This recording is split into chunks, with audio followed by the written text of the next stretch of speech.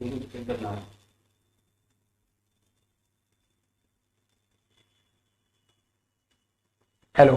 कैसे हैं आप लोग।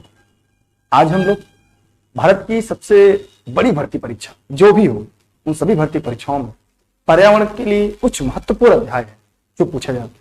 खासकर एक ऐसा अध्याय है जिसका नाम है जैव विविधता। हम बायोडायवर्सिटी के नाम से जानते हैं। किस नाम से? बायोडायवर्सिटी के नाम से जानते हैं जैव विविधता, जहां से हमारे पदार्थ की परीक्षा में प्रायः प्रश्न पूछे जाते हैं। और इस बायोडायवर्सिटी में एक छोटा सा सवाल भी आता है, एक प्रश्न भी आता है, इसके जनक कौन है, किसने इस शब्द का सबसे पहले प्रयोग किया है। तो कहीं ना कहीं ये विवादित है, मतलब इस पर छोटा सा विवाद भी है, चाहे आयोग के द्वारा हो या कहीं भी अगर हम लोग देखें तो हमें प्रायः इसमें विवाद देखने को मिल जाता है। लेकिन फिर भी अगर आप परीक्षा की तैयारी कर रहे हैं तो आप कॉपी कलम लेकर बैठिए और इस सीरीज में अंत तक बने रहिए, ताकि इस क्लास खत्म होने के बाद आपके पास एक बेहतर नोट्स भी हो जाए। मैंने क्लास नोट्स दोनों क्रमवार आपको पढ़ते चलना है। ये क्लास आप लाइव देख पा रहे हैं, निःशुल्क क्लास, देश हित में, राष्ट्र हित में, आप सभी के लिए। हर भर्ती परीक्षा में अगर आप अपनी जॉब फिक्स करना चाहते हैं तो पर्यावरण जरूर पढ़ना है, क्योंकि अब की बार एक सीट हमारा। तो जैव विविधता शब्द का सबसे पहला प्रयोग अगर देखा जाए तो एडवर्ड विल्सन द्वारा किया गया था। किसके द्वारा? एडवर्ड विल्सन द्वारा। लेकिन कहे जाते हैं कि W.V. रोजर के द्वारा। आगे उसके बारे में हम लोग चर्चा करेंगे, क्या ऐसा अंतर है, कब किसको क्या कहते हैं, क्यों कहते हैं। तो जैव विविधता एक जैविक संगठन है। ये प्रत्येक स्तर पर जो जीवों की उपस्थिति है, उनकी संख्या है, उनका जो भार है, उसको प्रदर्शित करने का काम करता है। जैव विविधता का अध्ययन देखें हम तो ये अनुवांशिकता विविधता, अनुवांशिक के आधार पर जातिगत विविधता, पारिस्थितिकी विविधता, इनके रूप में किया जाता है। और यहीं से संकटग्रस्त जो प्रजातियां हैं, जिसे हम रेड डाटा बुक में पढ़ते हैं, IUCN जारी करता है, उसके द्वारा हम इसे पढ़ते हैं, वहां से हम इसके बारे में जान पाते हैं। 1963 में IUCN रेड डाटा बुक प्रकाशित करता है। एक प्रश्न आपके मन में आएगा कि 1963 IUCN, एक टॉपिक भी हम लोग पढ़ेंगे IUCN के बारे में। लेकिन मैं यहां से पूछना चाहूंगा कि जो लोग इस वीडियो को लाइव देख रहे हैं उन्हें एक छोटा सा प्रश्न का जवाब देना चाहिए कि IUCN का क्या आपको यह पता है कि IUCN जो है इसका फुल फॉर्म क्या होगा? एक बात। दूसरा प्रश्न यहां से आता है कि IUCN international union conservation of nature, इस संबंध में जो रेड डाटा बुक प्रकाशित करता है संकटग्रस्त प्रजातियों, जैव विविधता एक संरक्षण दो विधियों से किया जाता है। अगर देखा जाए कि जैव विविधता का संरक्षण तो दो विधियों से किया जाता है। अगर वो दो विधियां देखिए अगर आप, तो कौन कौन सी होती है? जैव विविधता संरक्षण की दो विधियां, एक स्वस्थानीय होती है,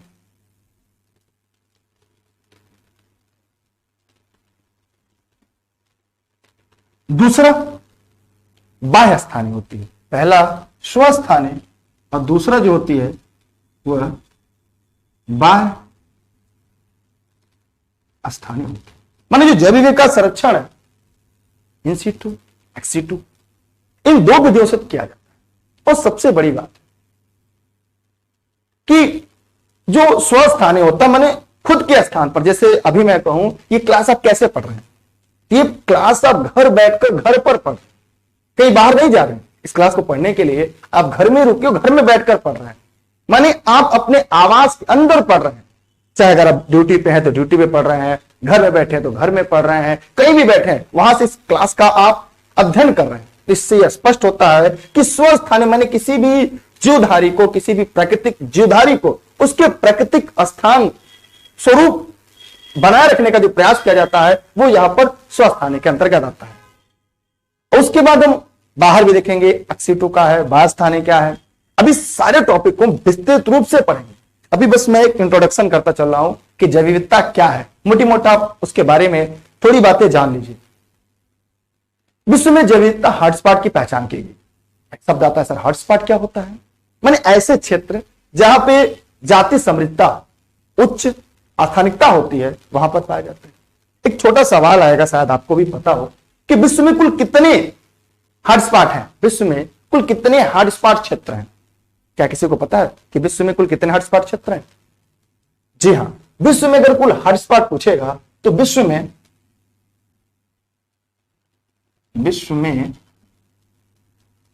हॉटस्पॉट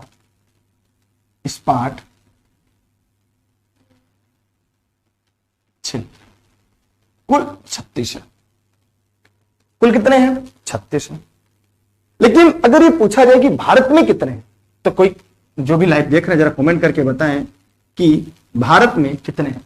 विश्व में कुल 36 है, लेकिन भारत में कितने हैं बताइए सभी लोग कमेंट सेक्शन में, जो लोग वीडियो को लाइव देख रहे हैं। तो यहां पर यार वीडियो को शेयर कर दीजिएगा, पैसे नहीं लगेंगे, लोगों तक पहुंचा दीजिएगा। भारत में कुल 4 स्पॉट जोन है। क्या है? भारत में जो कुल हॉटस्पॉट जोन है वो 4 है। प्राय के चारों के नाम पूछता है। आगे हम लोग जब हॉटस्पॉट जोन पढ़ेंगे तो नाम भी इनका लिखेंगे। अभी आप जानते रहिएगा, पहला हिमालयी क्षेत्र है। कौन सा क्षेत्र है? हिमालयी। और हिमालय कहां? उत्तर पूर्व में है, हिमालयी क्षेत्र हो गया। दूसरा इंडो बर्मा। इंडो बर्मा कहां है? उत्तर पूर्व भारत, वहां से लेकर थाईलैंड तक है। तीसरा पश्चिमी घाट, श्रीलंका तक जो मन्नारी खाड़ी है वहां तक है। फिर सुंडालैंड। तो आपने देखा कि भारत में कुल जो हॉटस्पॉट की संख्या है वो कितनी है? 4। क्लियर? जैवमंडल आरक्षित क्षेत्र कितने हैं भारत में? ये केवल ओरली पढ़ रहा है, अभी हम लोग विस्तृत रूप से पढ़ेंगे। जैव मंडल आरक्षित, क्या आपको पता है कि भारत में जैवमंडल आरक्षित क्षेत्र कितने हैं? 18। कितने हैं? 18। इनमें से 11 को यूनेस्को ने मानव जैवमंडल, जी हां, मानव जैवमंडल माने MAD, किसने? यूनेस्को ने।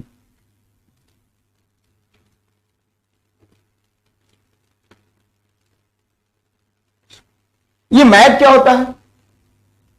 क्या कोई बता सकता है इस मैप का फुल फॉर्म क्या होता है? MAB का फुल फॉर्म क्या होता है? तो जो मैप का अगर फुल फॉर्म आप देखेंगे, मैन एंड बायोस्फीयर है, मानव जैवमंडल, इसे हम कह सकते हैं मानव व जैवमंडल। अगर मैप के आधार पर देखा जाए, यूनेस्को ने मैप में कितने को सम्मिलित किया तो कितने होंगे? क्या पता है आपको? उनकी संख्या 11 है। उनकी संख्या कितनी है? 11। अब फिर एक प्रश्न आएगा कि सर 11वां कौन सा था मैप में या मानव जैवमंडल श्रेणी में जुड़ने वाला? 11वां कौन सा था? तो ये जो यूनेस्को जारी करता है, ये लीमा से जारी करता है। तो ये 19 मार्च 2016 को लीमा में बैठक होती है। लीमा कहां है? पेरू में। पेरू एक देश है। पेरू क्या है? एक देश है। तो पेरू में 19 मार्च 2016 को बैठक होती है। इस बैठक में मैप, मानव जैवमंडल, मैन एंड बायोस्फीयर, इसमें अगस्त मलाई, भारत के अगस्त मलाई को एक जैवमंडल रिजर्व के रूप में सम्मिलित करता है। लेकिन 11वां जो होता है, ये भारत में 11वां, वो कंचनजंगा है।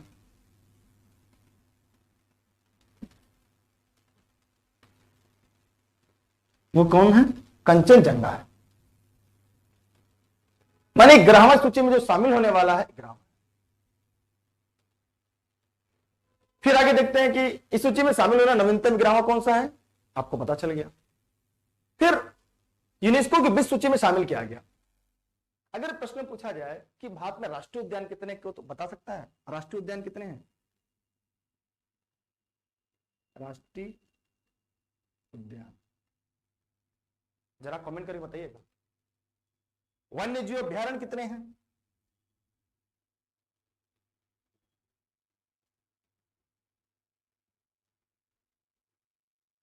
तो ऐसे परीक्षाओं में जब प्रश्न आएंगे तो आप लोग प्राय गलती मत करिएगा। तो जरा बताइए आपको कमेंट सेक्शन में कि यहां पर कितने राष्ट्रीय उद्यान है। अभी इनमें डिफरेंस ही बताएंगे, दोनों में सब में डिफरेंस क्या होता है कि आगे हम लोग उसको पढ़ेंगे। राष्ट्रीय उद्यान की संख्या 104। अगर वन्य जीव अभ्यारण्य की बात की जाए इनकी संख्या 551 है। अभी हम आगे चलकर इन तीनों के बारे में देखेंगे कि जैवमंडल आरक्षित क्षेत्र क्या होता है, राष्ट्रीय उद्यान क्या होता है और वन्य जीव अभ्यारण्य क्या होता है, इन सभी में क्या मेजर डिफरेंस होता है। यहां पर बस एक बात आप लोग को जानना है, ये सभी स्वस्थानीय संरक्षण विधि के अंतर्गत आते हैं, माने उनके प्राकृतिक स्थान मूल स्थान पर इनका संरक्षण किया जाता है। क्या अभी तक यहां से किसी को डाउट है, किसी को कोई समस्या है तो पूछ सकता है। इसी प्रकार बाहर स्थानीय संरक्षण विधि, संकटग्रस्त पादप जो होते हैं, जंतु होते हैं, उनके प्राकृतिक आवास से अलग किसी स्थान पर, किसी पार्क में,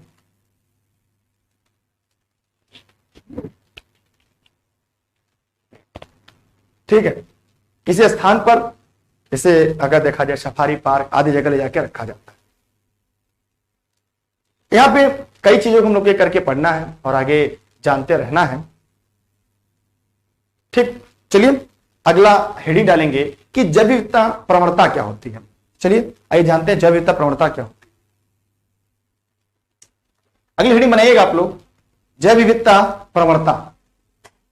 जैव विविधता, जी जैव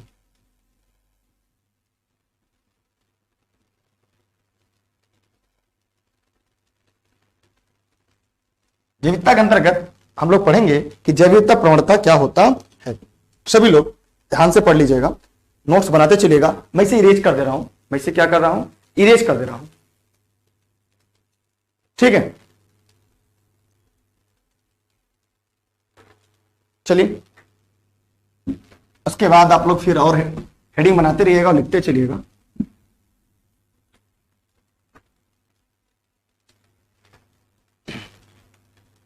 क्या हुआ सर, एक मिनट रुकिएगा आप लोग।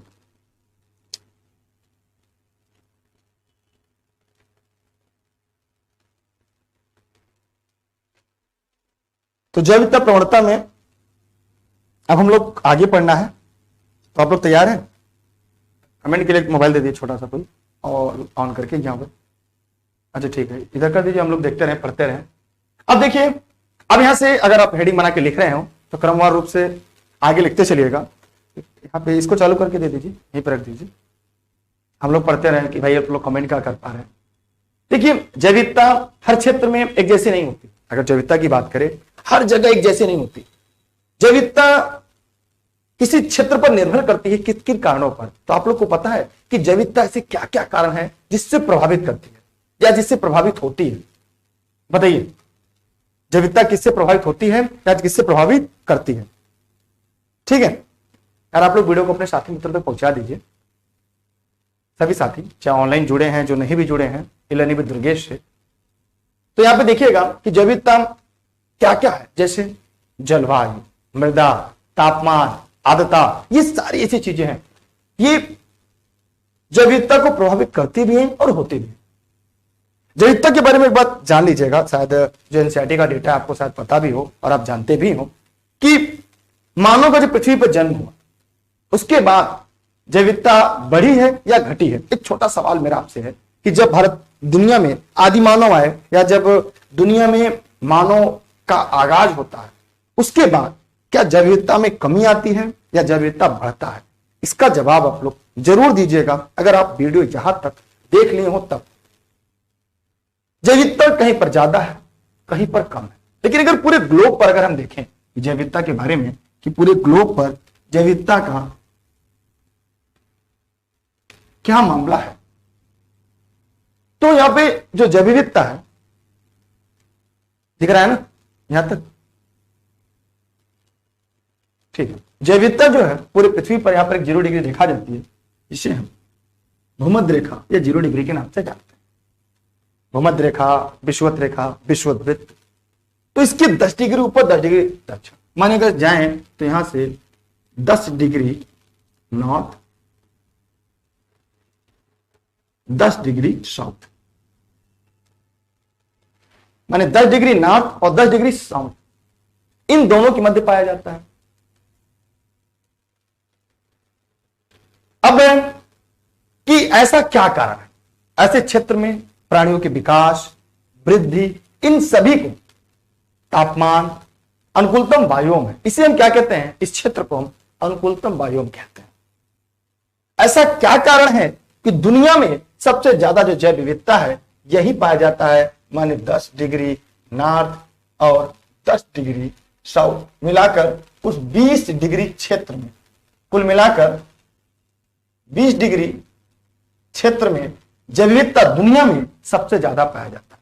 क्या आपके पास इसका जवाब है? ऐसा क्या कारण है बताइए आप लोग।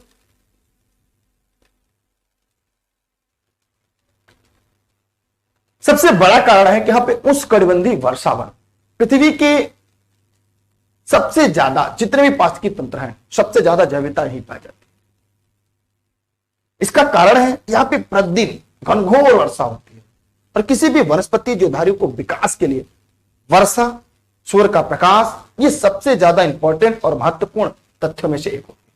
तो अब सोचिए कि जहां पर प्रतिदिन वर्षा होगी, जहां पर सूर्य का प्रकाश सीधा पड़ेगा, तो वहां पर जैव विविधता सबसे ज्यादा पाई जाएगी। यहां पे गर्म जलवायु है, अधिक वर्षा है, पादप तथा प्राणियों के विकास के लिए उत्तम जो उनकी दशाएं हैं वो मिलती है।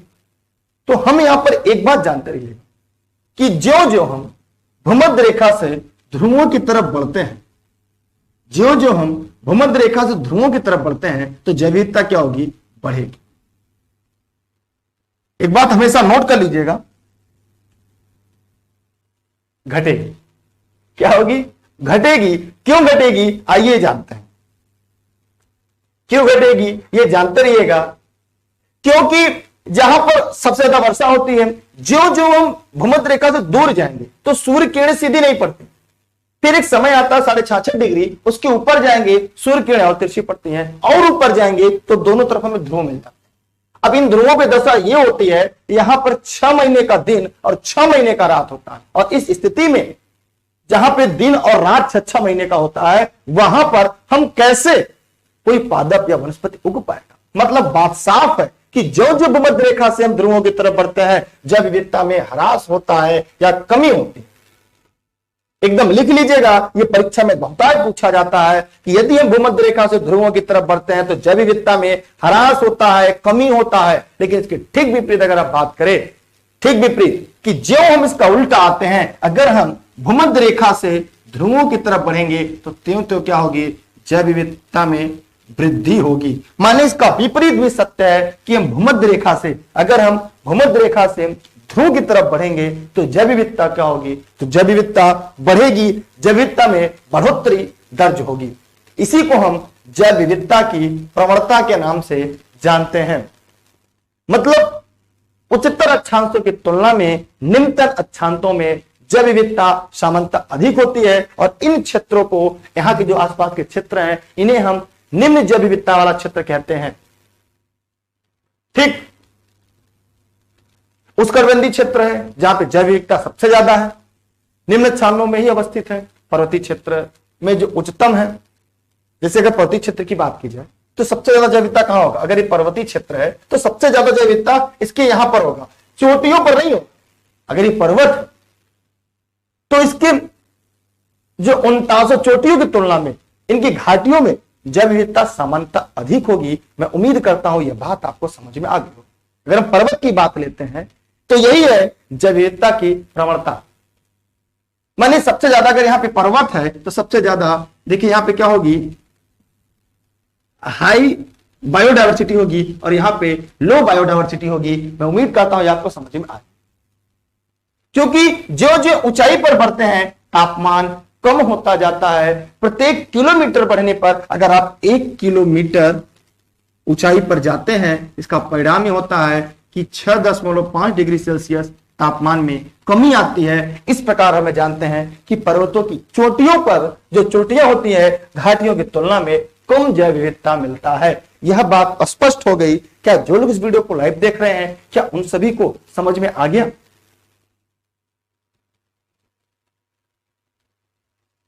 बताइए, सबको समझ में आ गया? देखिए, जैसे अगर हम वर्तमान में अगर देखें तो बायोस्फीयर रिजर्व घोषित कर दिया गया किसको? शांत घाटी को। एक प्रश्न आता है कि शांत घाटी कहां पर है? जो लोग लाइव देख रहे हैं जरा कमेंट करें, एकदम आसान सा प्रश्न है। उसे हम साइलेंट वैली के नाम से जानते हैं, शांत घाटी के नाम से जानते हैं। बताइए बताइए सभी लोग, शांत घाटी, साइलेंट वैली,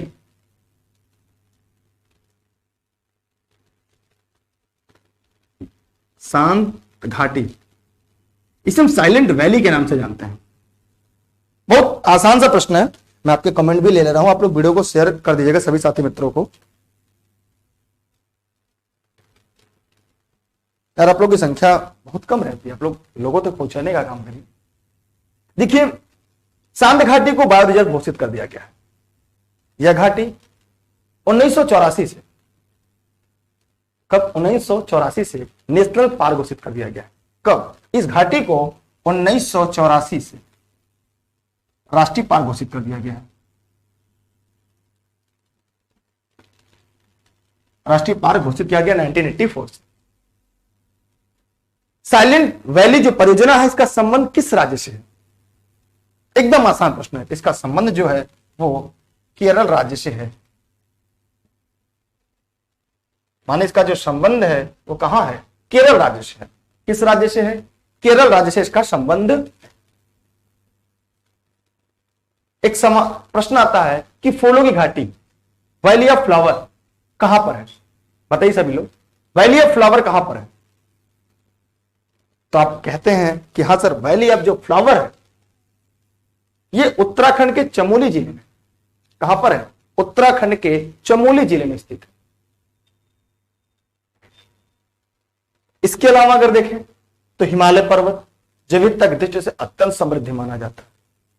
वहां पे विभिन्न प्रकार के जीव भौगोलिक क्षेत्रों का सम्मिलन भी है। तो एक सवाल आपसे हम पूछ सकते हैं कि भारत में सबसे ज्यादा जैव विविधता कहां है? तो उम्मीद करते हैं आप कमेंट करके जरूर बताएंगे। एक प्रश्न आएगा, सर्वाधिक जैव विविधता कहां पाई जाती है? सर्वाधिक जैव विविधता पूरे पृथ्वी पर यहां पर पाई जाती है, उष्णकटिबंधीय क्षेत्रों में पाई जाती है। ठीक है, तो चलिए एक एक करके हम लोग आगे बढ़ते हैं।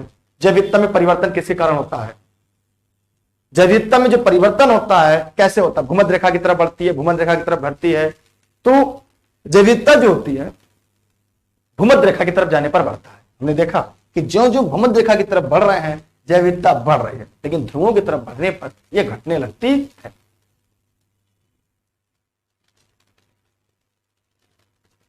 सबसे ज्यादा जैव विविधता शांत घाटी में पाई जाती है, फूलों की घाटी में नहीं।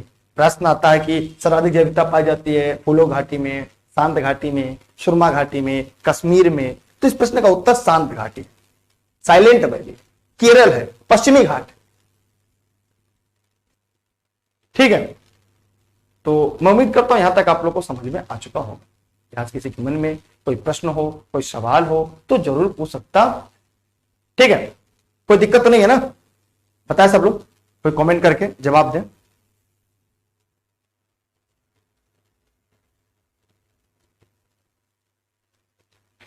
अब इसके बाद एक छोटी सी हम लोग और रीडिंग बनाएंगे। ये हॉटस्पॉट क्या होता है? जैव विविधता हॉटस्पॉट, तो उसको भी हम लोग पढ़ लेते हैं, लिख लेते हैं।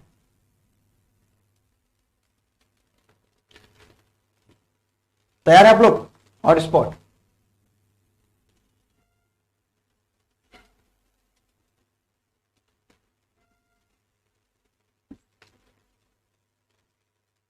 ये हो गया हमारा हॉटस्पॉट। अभी प्रश्न आता है कि सर हॉटस्पॉट होता क्या है?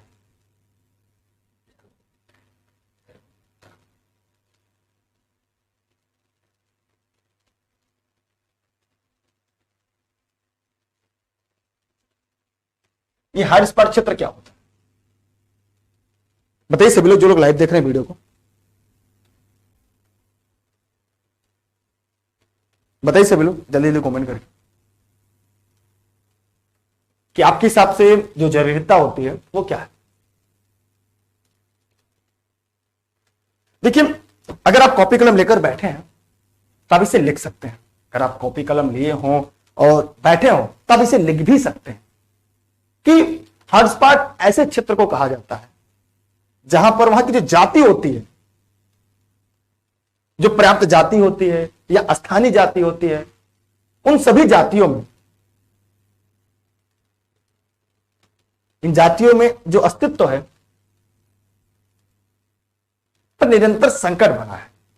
माने किसी क्षेत्र विशेष या किसी क्षेत्र में जो वहां पे जातियां पाई जाती, उन जातियों में किसी प्रकार का संकट बन गया है, तो उसे हम हॉटस्पॉट जोन के अंतर्गत रखते हैं। एक प्रश्न आता है कि हॉटस्पॉट शब्द का प्रयोग सबसे पहले किसने किया? एक शब्द आपके मन में भी आएगा कि सबसे पहले हॉटस्पॉट शब्द का प्रयोग किसने किया था? बताइए। नॉर्मन मायर्स ने किया था।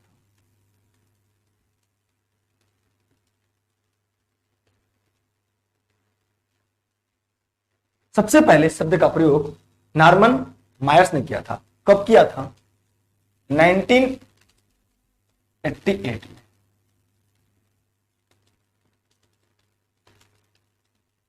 सर्वप्रथम शब्द का प्रयोग, माने हॉटस्पॉट शब्द का सबसे पहले प्रयोग नॉर्मन मायर्स ने 1988 में किया था। जैविकता हॉटस्पॉट तो उष्णकटिबंधीय क्षेत्रों में नहीं आती, ये उच्च अक्षांशीय क्षेत्र जो है वहां पर भी पाई जाती है। क्या आपको पता है भारत में कितने हॉटस्पॉट हैं? भारत में हॉटस्पॉट जोन कितने हैं? भारत में हॉटस्पॉट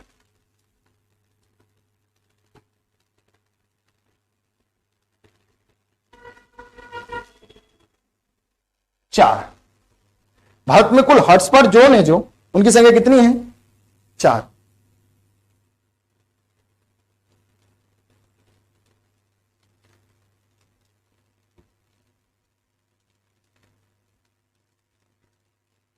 ठीक है, माने भारत में जो हॉटस्पॉट है उनकी संख्या कितनी है? 4। पूर्वी हिमालय, पश्चिमी घाट, भारत में हमारी की सीमा जो सुंडालैंड, अंडमान निकोबार द्वीप समूह, म्यांमार भारत की सीमा, सुंडालैंड का ही भाग है, तो 4 है। पूर्वी हिमालय, पश्चिमी घाट, अंडमान निकोबार द्वीप समूह और सुंडालैंड, मतलब भारत म्यांमार की सीमा एवं सुंडालैंड 4 है। चारों के नाम जरूर लिख लीजिएगा। पूर्वी हिमालय, पश्चिमी घाट, भारत म्यांमार सीमा एवं सुंडालैंड, अंडमान निकोबार द्वीप समूह और भारत म्यांमार की सीमा सुंडालैंड का ही भाग है। यह बात आप लोग जानते रहे, अंडमान निकोबार द्वीप समूह के अंतर्गत सम्मिलित हो जाता है। अब इसके बारे में अगर थोड़ी बात अगर हम जानना चाहें तो जो पूर्वी हिमालय है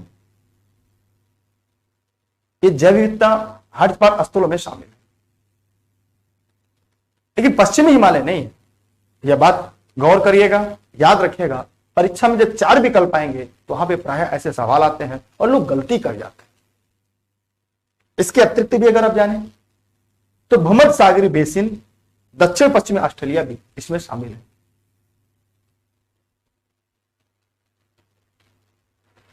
अभी तक विश्व में कुल 35 स्थल को हॉटस्पॉट जोन के रूप में सम्मिलित किया गया, लेकिन अभी हाल ही में 2016 में 36वां भी जो उत्तरी अमेरिका के तटीय मैदान को 36वां जैव विविधता हॉटस्पॉट घोषित किया गया। मैंने अगर देखा जाए विश्व में कुल 36 हॉटस्पॉट जोन है।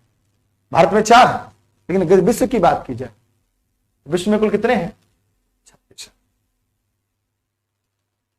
तो मैं उम्मीद करता हूं यहां से आपके मन में कोई प्रश्न होगा, कोई डाउट होगा तो पूछ सकते हैं। अगर भारत के परिप्रेक्ष्य में देखें, भारत एक ऐसा देश है, भारत एक ऐसा देश है जो जैव विविधता को प्रदर्शित करता है।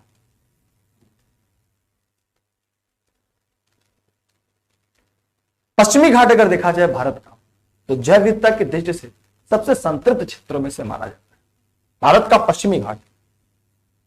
अभी आगे हम लोग जब भारत का भूगोल पढ़ेंगे तो वहां पर इस बारे में हम लोग और चर्चा करेंगे, इस बारे में और बातें जानने का प्रयास करेंगे।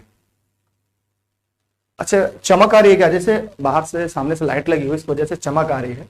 तो एक लाइट होती है ताकि हम आपको जब चीजें साफ दिखाई दे, तो वही बोर्ड पे थोड़ा सा चमक आ रही होगी आपको कहीं पे भी, तो लाइट सीधा पड़ती है ताकि आपको चीजें साफ दिखाई दे।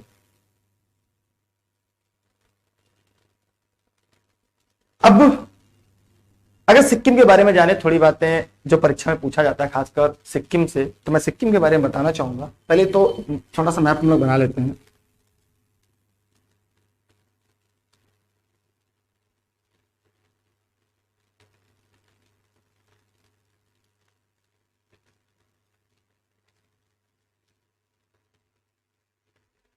माना है हमारा भारत है, बहुत अच्छा तो नहीं बना, लेकिन हाँ अध्ययन के दृष्टिकोण से, काम पढ़ने के दृष्टिकोण से ये हम लोग मान लिया भारत है। तो ये जो पश्चिमी घाट है, ये देख रहे हैं, ये पश्चिमी घाट, वेस्टर्न जो घाट है, ये जैव विविधता के मामले में बहुत ही ज्यादा परिपूर्ण है। अगर प्रश्न आता है सबसे ज्यादा जैव विविधता कहां पाई जाती है, तो आंख मूंद कर आपको जवाब देना है पश्चिमी घाट। लेकिन इसमें एक छोटी सी बात है सिक्किम के बारे में, जहां पे हम लोग पढ़ेंगे। कई बातें जो यहां से संबंधित है, जो परीक्षा में हो सकता है आपके आ जाए। तो जो जैव विविधता है सबसे ज्यादा पश्चिमी घाट में पाई जाती है। सिक्किम ऐसे भारत का राज्य नहीं था, इसे 22वां राज्य बनाया जाता है। 1975 में पहले 35वां संविधान संशोधन करके सह राज्य बनाया जाता है, फिर 36वां संविधान संशोधन करके इससे भारत का पूर्ण राज्य बनाया जाता है। 1975 में फिर भारत का एक अभिन्न अंग बन जाता है। इसे वनस्पति शास्त्रियों का स्वर्ग कहा जाता है।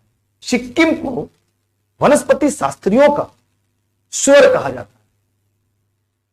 अब प्रश्न उठता है कि क्यों इसे वनस्पति शास्त्री सिक्किम को स्वर्ग कहते हैं, वनस्पति शास्त्रियों का स्वर्ग माना जाता है? क्योंकि पूर्वी हिमालय का हॉटस्पॉट क्षेत्र इसके अंतर्गत आता है, जो जैव विविधता में परिपूर्ण है। हमने पढ़ा था ना कि अंडमान निकोबार द्वीप समूह का क्षेत्र है, सुंडालैंड, पश्चिमी घाट, पूर्वी हिमालय। तो पूर्वी हिमालय के हॉटस्पॉट क्षेत्र के अंतर्गत आता है। यहां का जो मुख्य निवासी लेप्चा है, अगर यहां की जनजाति पूछा जाता है लेप्चा। लेप्चा यहाँ की जनजाति जो बहुत ही प्रसिद्ध है। भूटिया, हाँ नेपाली भी है, भूटिया भी है, क्योंकि यहाँ पे नेपाल है तो नेपाल में भी लेप्चा और भूटिया है, तो इसलिए यहां पर भी आपको देखने को मिल जाता है। कंचनजंगा इसकी सबसे ऊंची चोटी है। कंचनजंगा जो है क्या है, इसकी सबसे ऊंची चोटी, भारतीय सीमा क्षेत्र के अंदर भी सबसे ऊंची चोटी है। लेकिन बहुत प्रयास किया जा रहा है, लेकिन यहाँ फिर भी इसका ह्रास लगातार होता जा रहा है।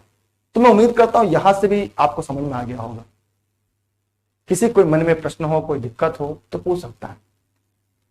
हॉटस्पॉट को देखिए परीक्षा में ताप स्थल भी कहता है। हॉटस्पॉट को ताप स्थल भी हो सकता है प्रश्न आ जाए परीक्षा में कि हॉटस्पॉट किसे कहते हैं। तो मोबाइल वाला हॉटस्पॉट मत समझिएगा कि दूसरे की वाइफ को पकड़ा लेना, है ना, वाइफ नहीं वाईफाई को, मतलब दूसरे की वाईफाई को, वाइफ को पकड़ लेना हॉटस्पॉट है नहीं। अलग अलग विषयों में हॉटस्पॉट का अलग अलग अर्थ होता है। जैसे जब हम लोग पृथ्वी की आंतरिक रचना पढ़ेंगे, कर्वेचर बेल्ट पढ़ेंगे, मैग्मा चैम्बर पढ़ेंगे, तो वहां पे भी हॉटस्पॉट पढ़ने को मिलेगा। मोबाइल वाला भी हॉटस्पॉट पढ़ने को मिलता है। तो यहां पर हम लोग जो हॉटस्पॉट पढ़ रहे हैं वो ताप स्थल है। तो ये बात हमेशा याद रखिएगा, ये वाला ताप स्थल में पढ़ रहे हैं। तो भारत में कितने हॉटस्पॉट जोन है? तो कंजर्वेशन इंटरनेशनल द्वारा जैव विविधता के प्रखर स्थलों, हॉटस्पॉट को प्रखर स्थल कहते हैं। इसका एक नाम और भी है, प्रखर स्थल। तापस्थल को प्रखर स्थल भी कहते हैं। हॉटस्पॉट को 35 थी, लेकिन आगे चलकर 2016 में CEPF उत्तरी अमेरिका का तटीय क्षेत्र को 36वां हॉटस्पॉट घोषित कर दिया जाता है। इस प्रकार हॉटस्पॉट की संख्या कुल 36 हो जाती है। क्लियर? अगर आपके मन में कोई प्रश्न हो तो पूछिए। सबसे पहले हॉटस्पॉट शब्द का प्रयोग नॉर्मन मार्शल 1988 में किए थे। दुनिया में कुल 36 हॉटस्पॉट जोन है, भारत में 4 है। ठीक है, यहाँ पे कोई दिक्कत है।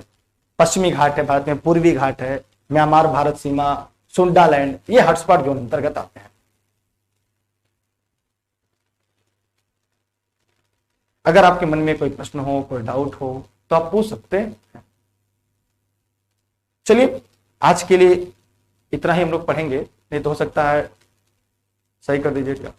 चलिए जैव विविधता ह्रास क्या, अगर आप चाहें तो एक टॉपिक हम पढ़ा दें आप लोग को, जैव विविधता ह्रास क्या है।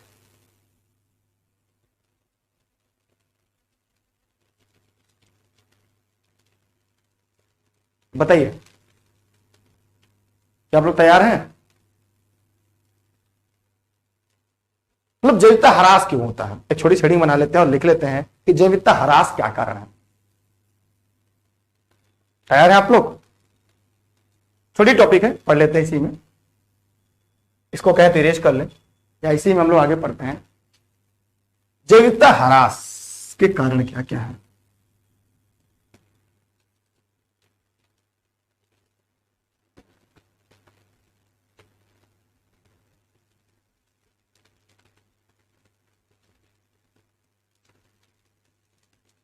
अगर आपसे पूछा जाए कि जैव विविधता ह्रास के क्या क्या कारण है तो बता सकते हैं आप? देखिए जैव विविधता माने जो जीवों में विविधता है उसे खत्म करना, उसे बर्बाद करना, यही जैव विविधता ह्रास में आता है। माने प्राकृतिक संसाधनों का दोहन करना, विदेशी प्रजातियों का आक्रमण, वन सघनता कम होना, औद्योगिकरण होना, खनन होना, अवैध शिकार करना, तस्करी के लिए, तो ये सारे ऐसे कारण हैं जो जैव विविधता को प्रभावित करती हैं।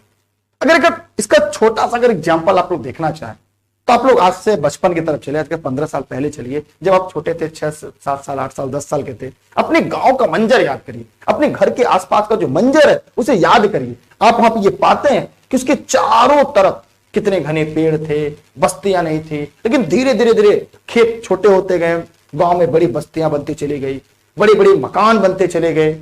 आप वहां पर ये पाते हैं बड़े बड़े मकान बनकर तैयार हो जाते हैं, और मकान के साथ साथ खेत कम हो जाते हैं, पेड़ पौधे कट जाते हैं, पेड़ को बेच दिया जाता है फर्नीचर के काम में। उन पेड़ों पर जो पक्षी रहते थे वो वहां से गायब हो जाते हैं, धीरे धीरे उनके आवास खत्म हो जाते हैं। और जंगलों में जो गिलहरी आदि रहते थे, छोटे छोटे जानवर रहते थे, उनका भी पलायन हो जाता है, वो भी चाहे गायब हो रहे हैं। इस प्रकार हमने देखा कि मनुष्य अपनी जरूरतों के लिए जिस प्रकार से प्रकृति का दोहन करता जा रहा है, औद्योगिक विकास कर रहा है, नगरीकरण कर रहा है, नगर का विकास होता जा रहा है। अपने शहर की तरफ जाइए, देखिए बहुत सारे शहर है। जब मैं जौनपुर में हूं, आज के 10-15 साल पहले देखेंगे जौनपुर पूरा तरह से वीरान जैसा दिखता था, लेकिन आज देखिए जहां जहां वीरान थे, जहां जहां पे खड्ड बड़े बड़े थे, तालाब थे, वहां पे मकान बनते चले जा रहे हैं, तालाबों को पार दिया जा रहा है। तो प्राकृतिक वास का विनाश किया जा रहा है। जैव विविधता ह्रास के लिए सबसे ज्यादा प्रमुख कारण अगर कोई है तो मानव अपनी आवश्यकताओं, अपनी जरूरतों को पूरा करने के लिए प्रकृति का दोहन कर रहा है।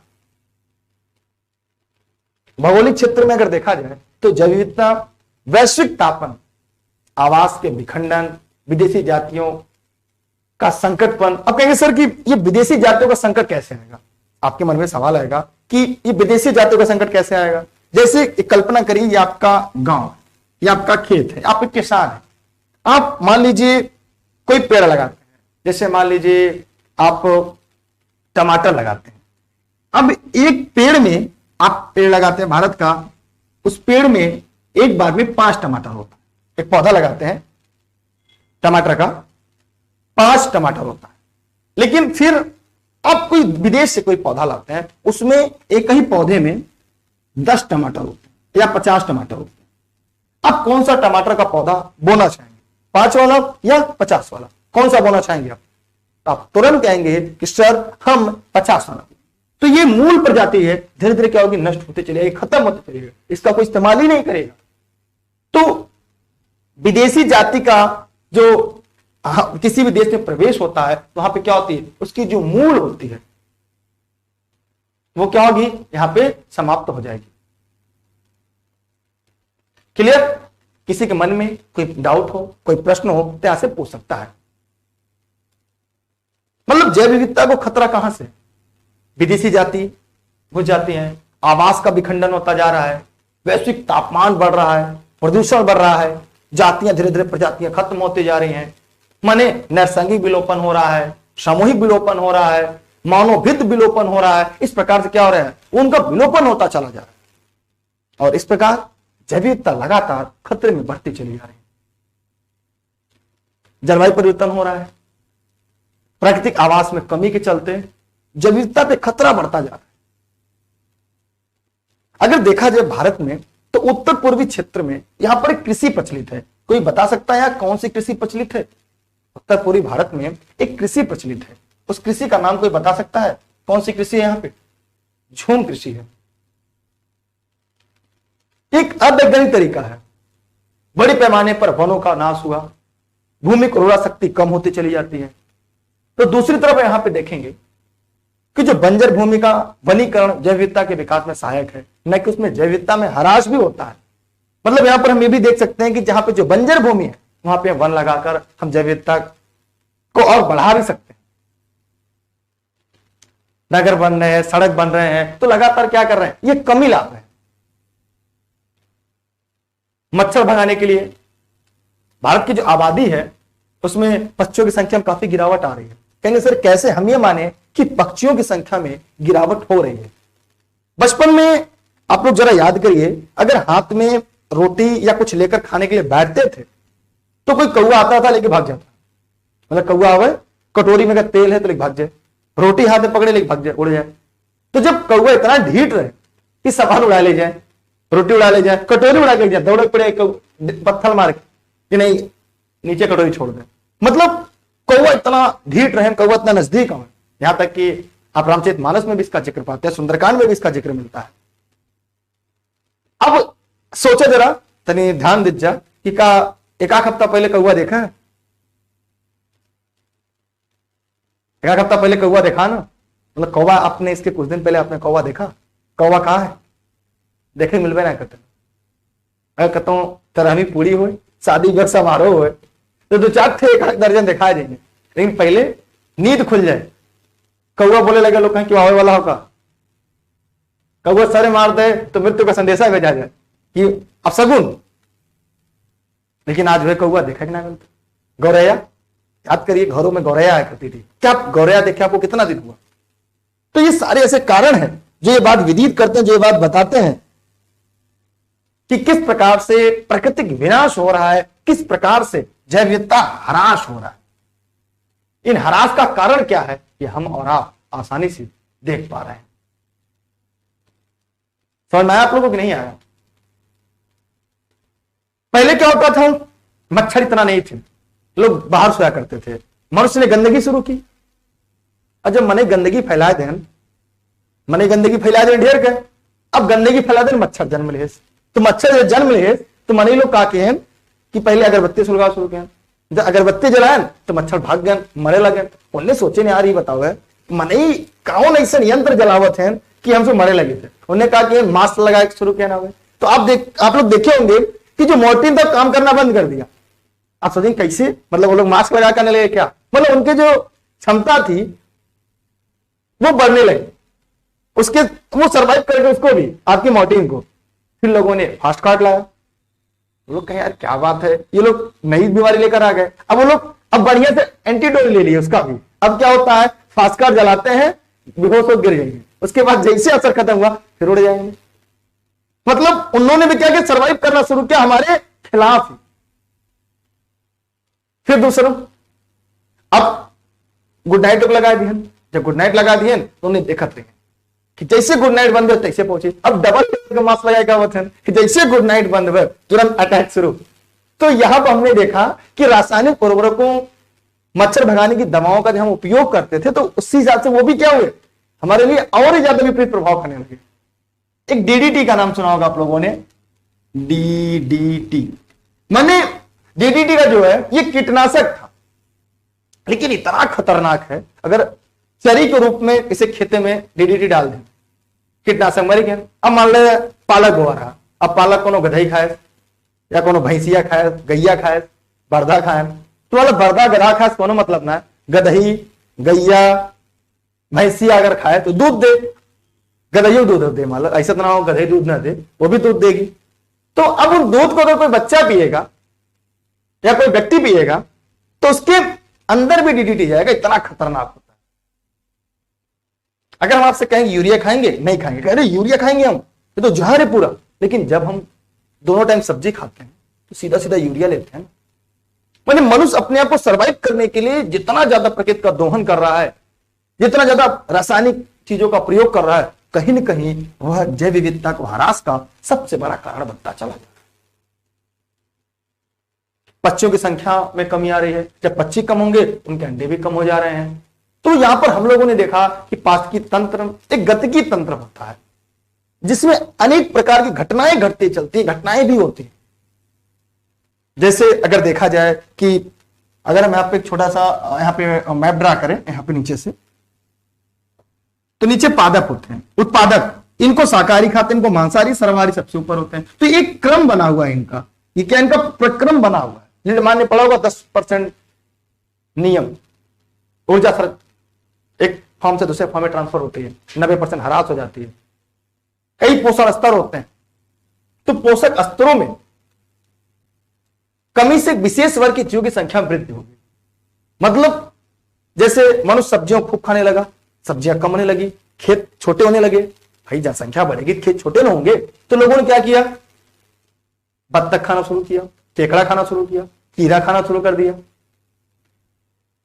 यहां तक कि भैंस, गदही, गदहा, बकरी, बकरा, भेड़ कुल खा शुरू कर दी। जब वो सब खाए शुरू करी है तो कहीं ना कहीं माने मनुष्यों की संख्या जब वृद्धि होने लगी, वर्ग बढ़ने लगा, तो पोषक स्तर में किसी एक जीव की संख्या में तेजी से वृद्धि हुई और कोई तेजी से कमी होने लगा। तो कहीं ना कहीं ये क्या करता है, उससे व्यवधान उत्पन्न करता है। जैसे अगर शरीर के कहीं किसी भाग में चोट लग जाए, पूरी बॉडी को दिक्कत होती है, तब तक जब तक ठीक ना हो जाए। छोटा सा पीन भी अगर चुभ जाए तो चुभेगा, यहां पूरे शरीर में दर्द होगा। उसी प्रकार जैविकता जो पाचकी तंत्र होती है, किसी एक को भी अगर नुकसान करता है तो कहीं ना कहीं यह पूरा शुरू से लेकर अंत तक प्रभावित करती है।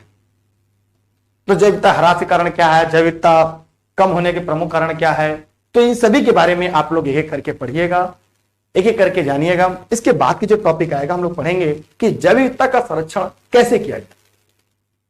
वहां पर इंसिटू क्या है, एक्सिटू क्या है, अभी आपको थोड़ा सा बता दें। इंसिटू में किसी भी जैसे पवित्र झील है, जीवमंडल है, स्थानिक क्षेत्र है।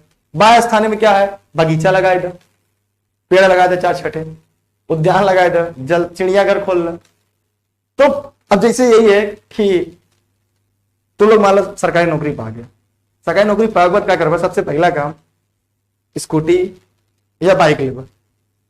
अगर आप लड़की हैं तो पहले सोच भाई स्कूटी ले ली, और लड़का पहले बाइक ले ली या कार ले ली या बुलेट ले ली। अगर बाद जमीन, तो जमीन मान लो इतना बड़ा जमीन लिया, प्राय सब सोचते जमीन शहर में जाएगी, जमीन ले ली। अगर जमीन खरीद गए, यहाँ ढेर सारा पेड़ उड़ रहे, मान लो 4-6 पेड़ कटवा दे, पेड़ कट गए, पर्यावरण की क्षति पहुंचा दी। अब कर बेटा, अब यहाँ पे जब घर बन जाए, घर बने बाद छोट गमला में एक पेड़ लगा दे, नाना पेड़ लगा दे, मैंने छोटा पेड़ लगा देते हैं। अब जो छोटा पेड़ हो गया, ये उसका क्या हो गया, ये कृत्रिम प्राणी बगीचा हो गया, ये बाह्य स्थानीय के अंतर्गत। लेकिन अगर पेड़ का तो अपने आप जंगल उग जाता हो। तो इस प्रकार हम लोगों ने देखा कि संरक्षण अभी आगे जब पढ़ेंगे तो क्या है, कैसे है, इन बातों पर हम लोग पूरा चर्चा करेंगे और उसके अंतर्गत तथ्यों को पढ़ने का प्रयास करेंगे। आप लोग जुड़े रहिएगा ई लर्निंग विद दुर्गेश के अन्य सभी क्लासेज पर।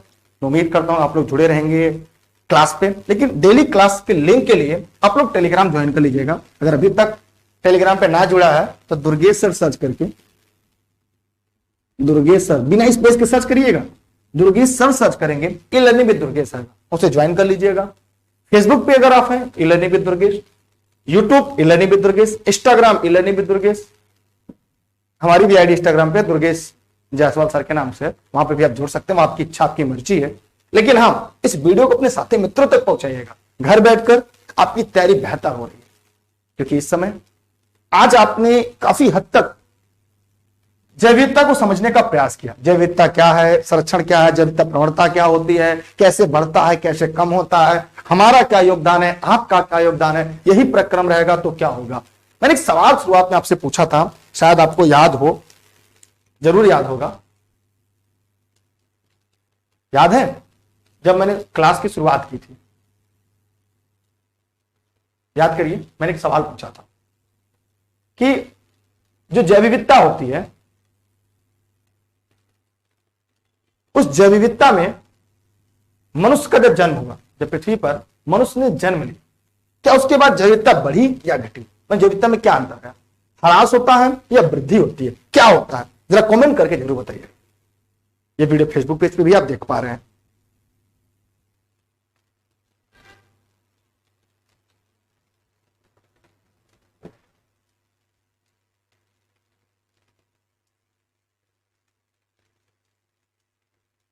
अच्छा, कुछ लोग जैव विविधता को और सरल भाषा में समझना चाहते हैं। चलिए एक और सरल भाषा में आपको समझा देते हैं।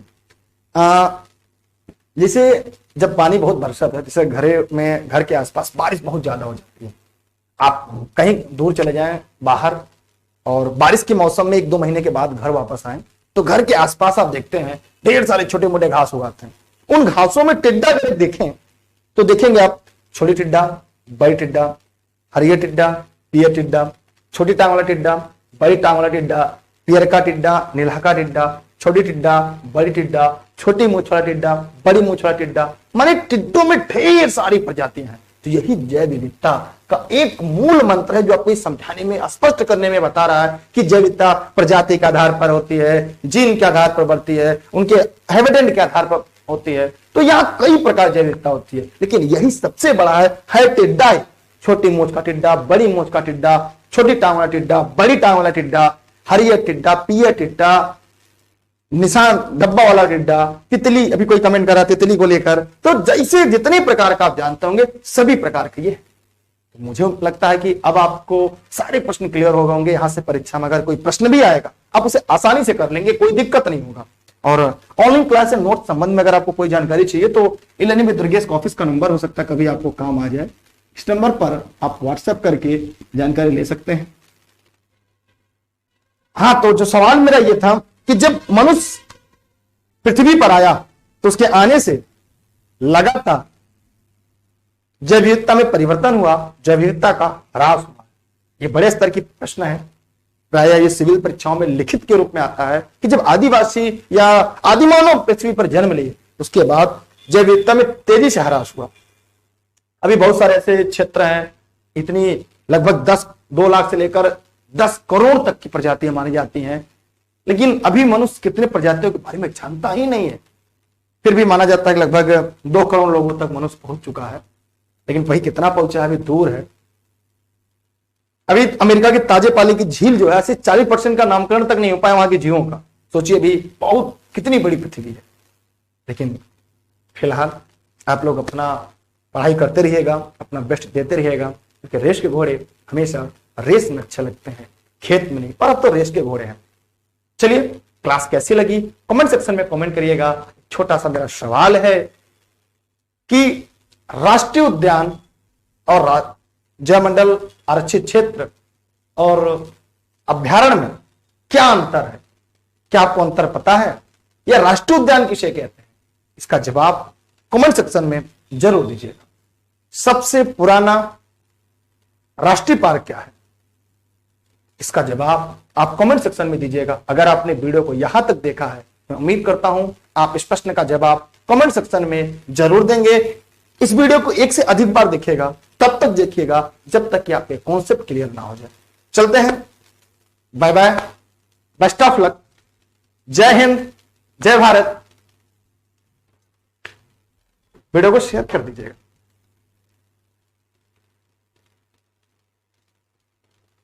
टेलीग्राम पे जुड़े रहिएगा आप लोग सभी साथी।